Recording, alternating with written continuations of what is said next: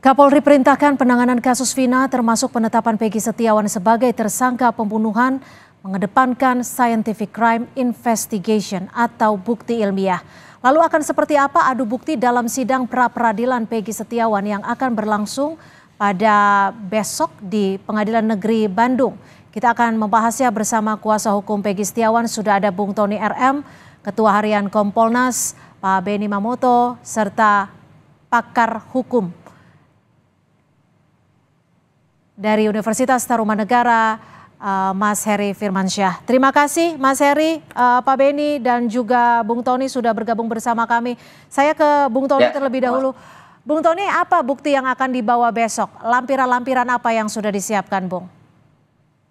Ya, besok kami sudah siapkan yang mendasari Peggy Setiawan ditangkap itu kan karena Peggy Setiawan DPO. Peggy ada DPO pada putusan pengadilan, yaitu Peggy alias Peron yang ditindaklanjuti oleh Polda Jawa Barat itu dengan DPO Peggy alias Peron. Jadi ada putusan pengadilan yang menyebut bahwa 3 orang dalam DPO, ya, termasuk pelaku itu ada 11 orang. Jadi 8 sudah dihukum, 3-nya DPO, yaitu Andi, Dani, dan Peggy alias Peron. Itu bukti-bukti itu, ya, akan kami ajukan karena di dalam putusan pengadilan itu, ya, Peggy alias Peron di situ menggunakan sepeda motor Vario warna hitam. Nah, sementara yang disita oleh penyidik klien kami itu adalah motor Suzuki Smax. Dalam putusan pengadilan itu sudah inkrah, sudah berkekuatan hukum tetap, konstruksi dakwaannya sudah dibangun dan sudah terbukti di pengadilan bahwa 11 pelaku menggunakan 7 sepeda motor, yaitu 7 sepeda motor itu, ya, tidak ada yang namanya motor Suzuki Smax. Nah, sehingga kalau penyidik sekarang menyita barang bukti Suzuki Smax, ini akan merusak dakwaan, akan merusak konstruksi dakwaan yang sudah inkrah dalam putusan itu. Jadi Peggy alias Peron itu bukanlah Peggy Setiawan. Lalu siapa saja nanti yang akan putusan pengadilan yang akan kami ajukan? Bung Tony, nanti siapa saja yang akan hadir untuk menyaksikan persidangan? Ya, tim kami ada 22 orang, ya Bu. Itu mulai dari Ibu Sudiani, Irianti, Adnan, dan seterusnya. Itu ada 22 rekan, ya, yang bersidang di pra-peradilan besok itu.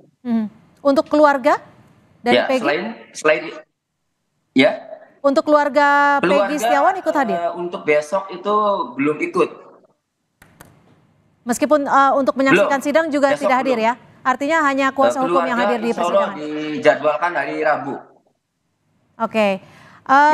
Nanti ya hari Rabu kalau keluarga, karena tadi masih ada di Cirebon. Kalau Ibu Yanti udah di Bandung. Oke. Saya ke Pak Heri Firmansyah. Pak Heri, dari bukti-bukti yang tadi disebut Bung Tony, menurut Anda cukup kuatkah untuk memenangkan perkara pra-peradilan Peggy Setiawan? Ya, tentunya nggak sesederhana itu, ya. Kalau memang tujuannya adalah pra-peradilannya nanti adalah membebaskan atau menghentikan katakanlah proses hukum yang sedang berjalan pada Peggy. Ini juga berlaku pada pra-peradilan yang lain, Mbak Cynthia. Kebetulan saya juga lawyer, pernah juga menangani pra-peradilan, juga pernah jadi ahli dalam pra-peradilan. Konteks pra-peradilan ini kan dalam konteks yang kita soal ini kan masalah penetapan tersangka. Itu adalah objek perluasan dari pra-peradilan di dalam KUHP yang ketentuannya dalam pasal 77 sampai 83 KUHP. Tapi ada perluasan baru karena ada putusan Mahkamah Konstitusi nih, nomor 21 PUU 12 Romawi tahun 2014. Maka ada perluasan objek. Nah, bicara tentang sentral penetapan tersangka, itu bicara tentang tentunya alat bukti. Alat bukti yang digunakan apa untuk menetapkan seorang menjadi tersangka. Ini bisa dilihat dari 2 konteks, Mbak Cynthia. Ada kuantitas dan secara kualitas. Nah, secara kuantitas adalah minimum 2 alat bukti. Ini yang kemudian disoal. Terpenuhi tidak minimum 2 alat buktinya. Nah, ini kan yang menetapkan tersangka dalam proses sistem peradilan pidana yang berlaku pada saat ini, yang dijalankan pada kasus ini adalah penyidik. Maka penyidik berdasarkan pada praduga bersalah tentunya akan menentukan tadi alat bukti apa saja yang diajukan. Kalau tadi dalilnya adalah misalnya menyoal masalah barang yang digunakan untuk melakukan kejahatan, itu maksudnya dalam kajian Kitab Undang Hukum Acara Pidana untuk teorinya adalah instrumenta delicti. Berarti Oke, kalau alat buktinya berupa identitas seperti buku ijazah, KTP itu cukup kuat tidak ya yang diajukan polisi itu? Ya, menurut saya malah poinnya di situ. Apakah ini adalah orang yang bersangkutan yang dimaksud dalam pencarian DPO yang disebutkan dalam putusan kemarin, yang bersama dengan beberapa pelaku yang sekarang, atau tidak? Nah, itu menurut saya adalah agar ini tidak terjadi error in persona. Tapi kalau ternyata dalam penyidikan yang dilakukan oleh pihak kepolisian kemudian ditemukan bukti lain, nah ini akan disoal nanti Mbak Cynthia, begitu. Oke, Pak Beni, dari Kompolnas sendiri pengawasan seperti apa yang sudah dilakukan? Dan ada tidak sih laporan dari pihak Polda Jawa Barat bahwa 2 alat bukti yang sah yang diklaim oleh Polda Jawa Barat itu selain identitas? Ya, jadi perlu kami sampaikan bahwa Bapak Menko Polhukam yang juga selaku Ketua Kompolnas telah memerintahkan kami, jajaran komisioner, sejak kasus ini ramai di publik, untuk mengawal dan melakukan supervisi. Untuk ke Polda Jabar sudah 2 kali kami turun, dan terakhir Jumat kemarin. Kami menerima paparan dari tim penyidik, kemudian termasuk apa yang sudah disampaikan oleh Kadif Humas di salah satu dialog di Kompas TV. Itu juga sudah mencantumkan bagaimana penyidik merunut sejak awal, begitu melihat dari DPO muncul nama Peggy di situ, itu dikumpulkanlah data orang yang namanya Peggy. Kemudian mengerucut semua dengan didukung kesaksian dan sebagainya, sampai akhirnya ditetapkanlah Peggy yang sekarang ini sebagai tersangka.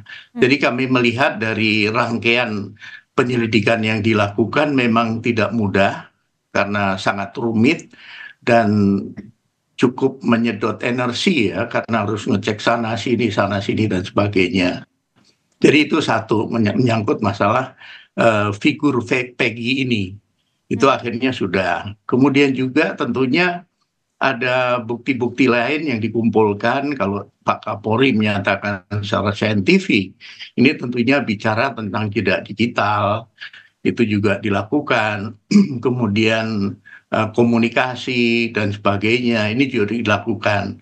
Jadi kami melihat kesiapan dari penyidik sih sudah cukup bagus, tinggal nanti disajikan di pengadilan untuk diuji. Untuk diuji, kemudian juga tentunya dari pihak penasihat hukum juga akan mengajukan bukti tandingan. Nah, nanti biarlah hakim yang akan nanti menilai. Oke, saya ke Bung Tony. Bung Tony, pengadilan sudah menunjuk hakim tunggal Eman Sulaiman. Bagaimana kuasa hukum melihat sosok dari hakim Eman Sulaiman ini? Ya, kami tidak kenal ya dengan hakim Eman Sulaiman, dan kami tidak pernah bersidang dipimpin majelisnya atau hakim tunggal Eman Sulaiman. Kami tidak pernah, jadi kami tidak tahu nih hakim Eman Sulaiman ini sosoknya, profilnya seperti apa, kami tidak tahu. Yang jelas begini, dalam situasi ya kasus Vina Eki ya, penangkapan Peggy Setiawan ini yang sangat viral, yang sudah menjadi perhatian dari mulai Bapak Kapolri tadi, kemudian Pak Menko Polhukam yang disebutkan Pak Beni Momoto tadi, kemudian sampai Bapak Presiden Jokowi juga. Jadi saya berpikir pastilah hakim tunggal Pak Eman Sulaiman ini akan lebih hati-hati ya dalam memutus sidang pra-peradilan nanti. Jadi kami yakin saja. Makanya antisipasi yang kami lakukan kemarin, kami sudah bersurat kepada KY agar mengawasi jalannya, agar mengawasi etikanya. Kemudian kami bersurat kepada Bawas agar mengawasi proses persidangan, jalannya persidangan, ya. Dan kami juga menyurati KPK agar aparat penegak hukum yang terlibat dalam proses perkara kasus Vina Eki ini, terutama penangkapan Peggy Setiawan ini, mulai dari penyidik, kemudian sampai pejabat pengadilan, ya, itu agar diawasi. Itu antisipasi kami. Tinggal materinya masing-masing mempunyai bukti, tinggal hakim lah nanti akan memutuskan. Oke, ini kan kuasa hukum Peggy mengklaim alamat, umur, dan ciri-ciri Peggy Setiawan berbeda dengan Peggy Peron yang ada di DPO. Apakah Kompolnas sudah ikut memastikan terkait dengan hal ini? Kita masih akan membahasnya usai jeda. Tetap bersama kami di Kompas Petang. Besok pra-peradilan Peggy Setiawan akan dimulai di sidang pertama sekitar pukul 9 pagi di PN Bandung. Saya ke Pak Beni. Pak Beni, ini Hakim Eman Sulaiman akan memimpin sidang. Lalu upaya pembuktian dari penyidik yang diketahui Kompolnas seperti apa ini nanti? Ya, seperti yang ditanyakan tadi sebelum jeda, bahwa kami ketika gelar perkara justru yang menjadi prioritas adalah memastikan apakah proses identifikasi sampai dengan Peggy yang saat ini jadikan tersangka ini sudah melalui tahapan optimal. Nah, ternyata dari hasil paparan kami melihat bagaimana dari tahap awal, bagaimana tim penyidik melakukan pengumpulan keterangan ke berbagai pihak, ke berbagai tempat tentang identitas Peggy. Setelah terkumpul daftarnya, berikut fotonya, barulah kemudian dikaitkan dengan saksi-saksi yang ada. Jadi tidak mudah kami melihat penyidik cukup hati-hati ya dalam hal ini. Tapi maaf saya potong Pak Beni, kalau ini kan dibutuhkan 2 alat bukti yang sah. Selain identitas, alat bukti satu lagi apa nih? Jadi saksi ada, itu juga sudah didengar keterangannya. Saksi yang menguatkan identitas Peggy atau hal lain? Betul. Itu sudah. Dan nanti besok tentunya akan disajikan oleh pihak kuasa hukum dari Polda Jabar. Oke. Saya ke Mas Heri. Mas Heri, dalam sidang pra-peradilan itu nanti prosesnya akan seperti apa sih? Kan akan ada adu bukti terkait dengan pra-peradilan penetapan status tersangka Peggy. Lalu dalil-dalil apa saja yang menguatkan atau justru melemahkan dari tim kuasa hukum Peggy dan juga tim dari penyidik Polda? Ya, tentu pemaparannya nggak bisa singkat penjelasannya nanti Mbak Cynthia ya. Tapi ini kan prosesnya akan berjalan cepat ya. Selama minggu nanti harus ada putusan di hari ketujuhnya. Maka hari pertama ini pasti akan adalah bicara tentang legal standing, pembacaan mungkin identitas para pihak dan lain sebagainya, termasuk pembacaan permohonan dari pemohon terkait dengan pra-peradilan yang diajukan. Di situ kan akan disoal bahan pertimbangan apa yang kemudian sehingga mereka mengajukan permohonan pra-peradilan ini terkait dengan penetapan tersangka yang mungkin dianggap sejauh ini tidak sah, tidak mendasarkan pada minimum 2 alat bukti yang menjadi persoalan krusial dalam hal penetapan tersangka. Nah, tentu tadi cara untuk membuktikan ini nggak bisa hanya bukti surat dokumen, apalagi misalnya yang beredar kemarin luas adalah misal status Facebook seseorang di media sosial. Ini kan sesuatu yang nggak bisa menjelaskan dirinya sendiri.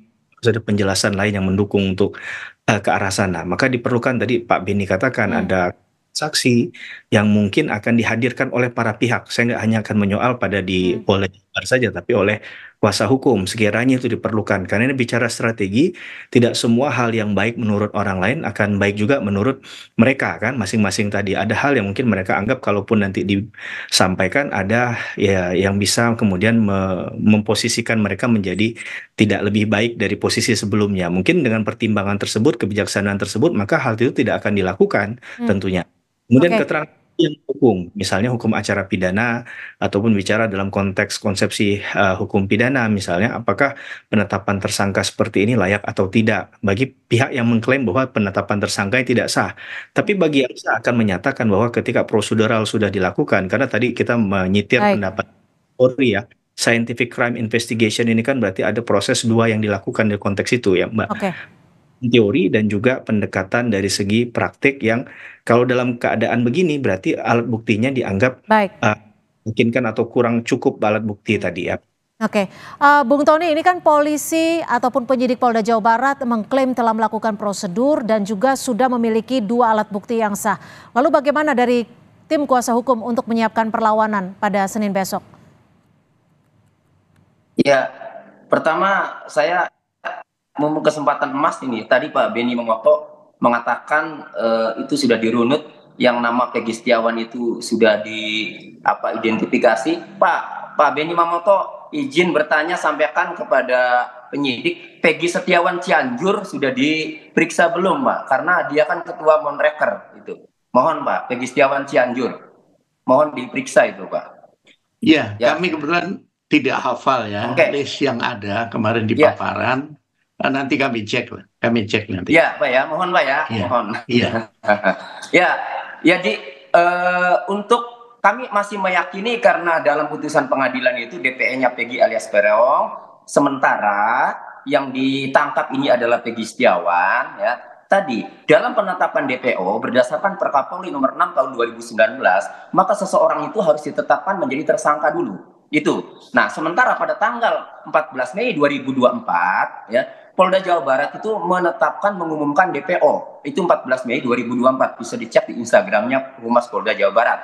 Nah, kemudian setelah ditangkap tanggal 21 Mei, Peggy Setiawan baru ditetapkan tersangka pada tanggal 21 Mei 2024 berdasarkan pemberitahuan penetapan tersangka itu. Nah, artinya ya, kalau DPO saja ya dikeluarkan itu ya, statusnya sebenarnya belum tersangka, artinya berarti Peggy Setiawan ini belum menjadi DPO. Kalau belum menjadi DPO, berarti Peggy Setiawan adalah orang lain di luar Peggy Pereong, bukanlah Peggy Pereong. Kalau orang lain yang dicurigai, seharusnya maka dilakukan dululah pemanggilan ataupun pemeriksaan dia sebelum jadi tersangka atau sebagai saksi. Nah, ini tidak dilakukan. Maka syarat formal ya yang seharusnya dilakukan pemeriksaan sebagai saksi karena memang belum tersangka ya. Ini harusnya ya dilakukan. Nah, ini tidak. Makanya ini juga ya, hal ini juga akan kami persoalkan ya nanti dalam Prapit ini. Itu. Oke, tapi singkat saja. Saksi-saksi yang akan dihadirkan siapa saja yang sudah disiapkan, Bung Tony? Singkat saja. Ya, yang mengetahui bahwa Peggy Setiawan di Bandung, ya ada saksi Suharsono, ada Ibnu, ada Robi, ada pemilik proyek Pak Agus Aceng itu. Oke. Pak Beni, kalau tadi disebutkan bahwa umur dan juga ciri-ciri tidak sesuai, seperti yang tadi disampaikan oleh tim kuasa hukum. Apakah Kompolnas akan melakukan suatu upaya untuk memastikan hal ini? Dan juga pengawasan terhadap persidangan besok? Ya, yang pertama tentunya DPO ini dibuat oleh berangkat dari berkas perkara, kemudian juga tidak dilengkapi dengan data yang detail seperti saya sampaikan beberapa kali. Biasanya harusnya dibikin sketsa wajah dan sebagainya, tidak dibikin. Sehingga penyidik mencoba memulai dari data yang ada saja untuk didalami. Nah, oleh sebab itu besok tentunya kita sama-sama bisa menyaksikan bagaimana penyidik nanti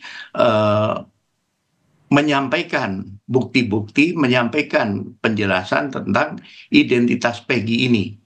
Dan marilah kita ikuti sama-sama nanti. Oke, Kompolnas juga akan hadir ke persidangan kah besok? Betul. Ada perwakilan ya. Baik, terima kasih Pak Beni Mamoto, Ketua Harian Kompolnas, dan juga terima kasih Bung Tony RM, kuasa hukum dari Peggy, dan juga Mas Heri Firmansyah, pakar hukum dari Universitas Tarumanegara. Terima kasih sudah bergabung bersama kami di Kompas Petang. Selamat sore.